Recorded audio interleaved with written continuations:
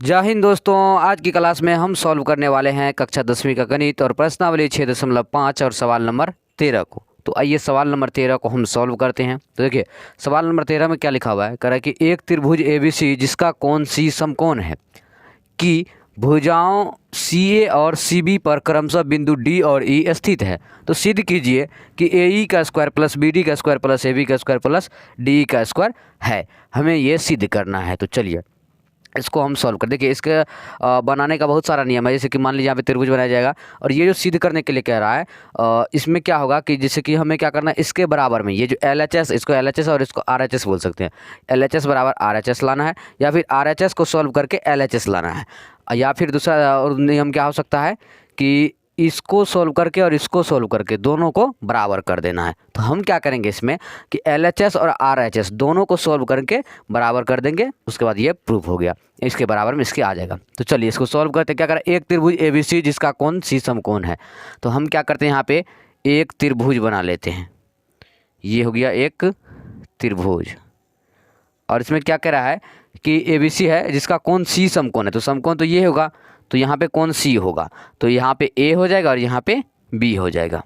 लिख दिया करा है। और उसके बाद है कि भुजाओं CA और CB पर, मतलब CA ये होगा CA यहाँ पर और CB पर C और B क्रमशः बिंदु D और E है। मतलब कि CA पर क्या है D और CB पर E है। तो यहाँ पे हम लिखते हैं D और यहाँ पर E और इसको क्या करते हैं, हम मिला देते हैं। मिला दिए। अब क्या रहा है, तो सिद्ध कीजिए कि ए ई का स्क्वायर प्लस बी डी का स्क्वायर प्लस बराबर ए बी का स्क्वायर प्लस डी ई का स्क्वायर है। तो चलिए यहाँ पे अब हम क्या करते हैं, सॉल्व करते हैं इसे आगे। यहाँ पे हम क्या लिखेंगे, हल लिख दिए।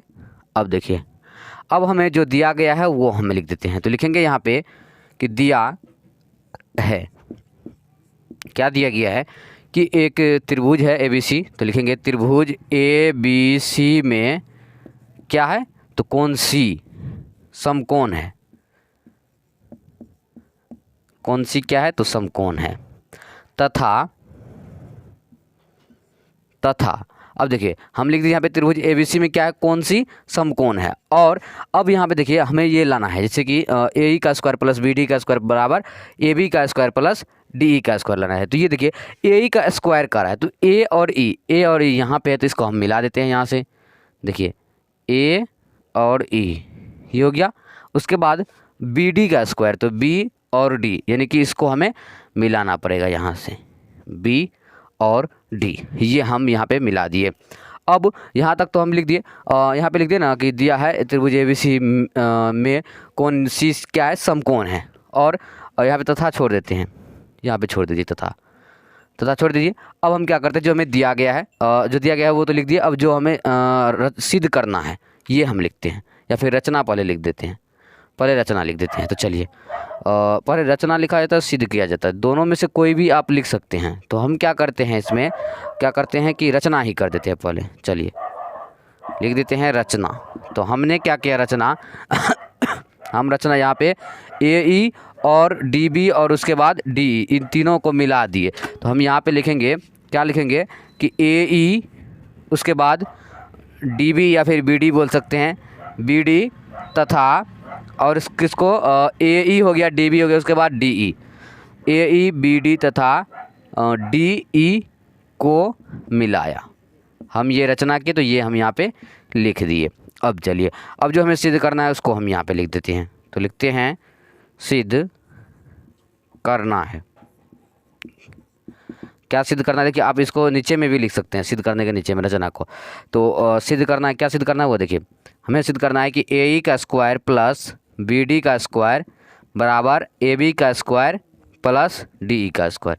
मतलब ये हो गया LHS और ये हो गया RHS। तो चलिए हम यहाँ पे क्या करते हैं कि पहले LHS से चलो, हम क्या बोलेंगे इसको किस तरीका से सॉल्व करेंगे कि इसको भी सॉल्व करेंगे, इसको भी सॉल्व करेंगे और दोनों को बराबर कर देंगे। तो इसका और भी तरीका है, लेकिन हम इस तरीका से सॉल्व करेंगे। तो आइए हम यहाँ पे क्या करते हैं, इसको हम लिख देते हैं यहाँ पे LHS और इसको RHS। तो पहले हम LHS को सॉल्व करते हैं। तो यहाँ पे लिख देंगे LHS से, LHS क्या है हमारे पास, AE का स्क्वायर प्लस BD का स्क्वायर, ये हमारे पास है। तो देखिए AE का स्क्वायर जो है वो कहाँ पे है, तो AE ये वाला है AE का स्क्वायर। तो हम क्या लिख सकते हैं, जैसे कि ये कोण C है ना, अब यहाँ पे हम छोटा सा त्रिभुज बना के दिखा देते हैं। जैसे कि यहाँ पे कौन सा बन रहा है, ये वाला बन रहा है, ये हो गया ए, आपको ये हो गया सी और ये हो गया ई। तो ये समकोण है, तो इसके सामने वाला भुजा क्या होगा, ये होगा कर्ण और ये लंब और ये आधार। तो ए ई का जो स्क्वायर है इसको हम क्या लिख सकते हैं, यानी कि कर्ण का स्क्वायर बराबर क्या होता है, कर्ण का वर्ग बराबर होता है लंब का वर्ग प्लस आधार का वर्ग। तो लंब यहाँ पे ए सी है ना, तो ए सी का वर्ग प्लस सी ई का वर्ग हम लिख सकते हैं। तो यहाँ पे लिख देते हैं हम ए ई की जगह पे क्या लिख देंगे कि ए सी का स्क्वायर प्लस सी और ई का स्क्वायर। तो सी ई का स्क्वायर ये हम किसके जगह पे लिखे, तो ए ई का स्क्वायर की जगह पे लिखे, प्लस बी डी का स्क्वायर। तो बी और डी कहाँ पे है वो देख लीजिए, बी डी यहाँ पे है ये वाला। तो इसको भी हम साइड में बना करके दिखाते हैं। यहाँ पे ये बन रहा है एक, ये यहाँ से ये वाला बन रहा है, तो यहाँ से हम ये खींच देते हैं और ये बना देते हैं, यहाँ से हो गया। अब यहाँ पे डी है, यहाँ पे बी है और यहाँ पे सी है। तो ये भी क्या है, समकोण है। तो समकोण के सामने वाला भुजा क्या होगा, ये कर्ण, ये लंब और ये आधार। तो ये जो डी बी है, तो डी बी का स्क्वायर मतलब कर्ण का वर्ग बराबर इसमें भी वही होगा लंब का वर्ग प्लस आधार का वर्ग। तो डी सी का वर्ग प्लस सी बी का वर्ग। तो यहाँ पे हम लेते हैं डी सी का वर्ग प्लस सी बी का वर्ग। इसको हम तोड़ दिए यहाँ पे। अब क्या करते हैं, हम इसको लिख देते हैं यहाँ पे समीकरण 1। अब हम चलते हैं आर एच एस से। तो यहाँ पे क्या लिखेंगे कि आर एच एस से। तो आर एच एस में क्या दिया गया वो देखिए, आर एच एस में हमें दिया गया है कि ए बी का स्क्वायर प्लस यहाँ पे ए बी का स्क्वायर प्लस इसमें क्या दिया गया था, डी ई का स्क्वायर है ना, हम ई नहीं लिखे यहाँ पे, डी ई का स्क्वायर, तो प्लस डी ई का स्क्वायर लिख दिए। अब चलिए यहाँ पे देखिए ए बी का स्क्वायर दिया गया है, तो ए और बी ये दिया गया है। अब यहाँ पे देखिए ए बी का स्क्वायर, यहाँ से ये, और आप इसको बोल सकते हैं ये हो गया एक त्रिभुज, ऐसे करके इसको भी हम यहाँ पे बना देते हैं, वही बनेगा। और तो यहाँ पे ए है, बी है और यहाँ पे सी है, ये बड़ा वाला त्रिभुज बन गया। तो यहाँ पर भी समकोण है, तो ये हो गया कर्ण आपको, ये हो गया लंब और ये हो गया आधार। तो इसमें भी क्या कर रहा है कि ए बी का स्क्वायर मतलब कर्ण का वर्ग बराबर लंब का वर्ग प्लस आधार का वर्ग, यानी कि ए सी का वर्ग प्लस सी बी का वर्ग। तो यहाँ पे हम लिख देते हैं ए सी का वर्ग प्लस सी बी का वर्ग। ये हम किसके जगह पे लिखे, तो ये हम लिखे ए बी के वर्ग के जगह पे, ए बी का स्क्वायर बोल सकते हैं इसको। फिर प्लस का चिन्ह है तो प्लस का चिन्ह दे दिए। अब डी ई का स्क्वायर कर, तो डी ई कहाँ है, यहाँ पे देखिए डी और ई, ये वाला छोटा सा आ गया, तो इसको भी हम लिख दें यहाँ पे। चलिए यहाँ पे देखिए ये आ गया डी ई और यहाँ से ये, यहाँ पर भी त्रिभुज बन गया। तो यहाँ पे ये था और यहाँ से ये आ गया।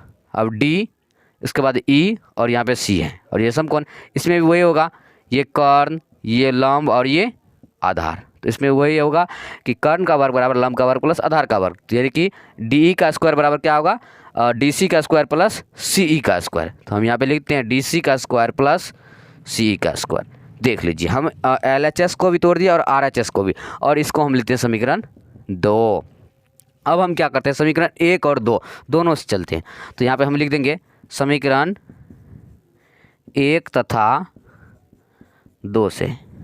तो आप देखिए समीकरण 1 क्या निकला उसको लिख लीजिए आप। समीकरण 1 में ए सी का स्क्वायर, तो ए सी का स्क्वायर प्लस सी का स्क्वायर, तो लिखते हैं सी का स्क्वायर प्लस सी का स्क्वायर प्लस डी सी का स्क्वायर, तो डी सी का स्क्वायर प्लस सी बी का स्क्वायर है तो सी बी का स्क्वायर। ये आ गया समीकरण 1। अब समीकरण 2 को लिख लेते हैं। तो समीकरण 2 में क्या दिया गया है कि ए सी का स्क्वायर प्लस सी बी का स्क्वायर प्लस डी सी का स्क्वायर प्लस सी ई का स्क्वायर, ये समीकरण 2 में दिया गया। अब आप मिला लीजिए क्या ये बराबर है। देखिए ए सी का स्क्वायर इसमें भी है, इसमें भी है, सी का स्क्वायर इसमें भी है और सी का स्क्वायर इसमें भी है, डी सी का स्क्वायर इसमें भी है, डी सी का स्क्वायर इसमें भी है, सी बी का स्क्वायर इसमें भी है, सी बी का स्क्वायर इसमें, मतलब ये दोनों क्या हो चुका है, बराबर हो चुका है। तो हम यहाँ पे ये लिख सकते हैं कि एल एच एस बराबर आर एच एस, यही हमें प्रूव करना था। हम पहले ही बोल दिए थे इसके कई तरीके हैं, इसको भी सॉल्व करके इसको ला सकते थे, इसको सॉल्व करके इसको ला सकते थे, और एक तरीका ये होता है कि इन दोनों को सॉल्व करके बराबर कर सकते थे। तो हम क्या किए, वही किए, दोनों को सॉल्व करके बराबर कर दिए, ये और ये दोनों साइड एल एच एस और आर एच एस बराबर हो गया। यही हमें सिद्ध करना था, तो हम यहाँ पे सिद्ध कर दिए। यानी कि आज की क्लास में हम क्या किए, प्रश्नावली 6.5 का सवाल नंबर 13 को सॉल्व कर दिए। और आज के लिए बस इतना ही। अब अगले दिन अगले क्लास के साथ मिलेंगे, तब तक के लिए जय हिंद, वंदे मातरम।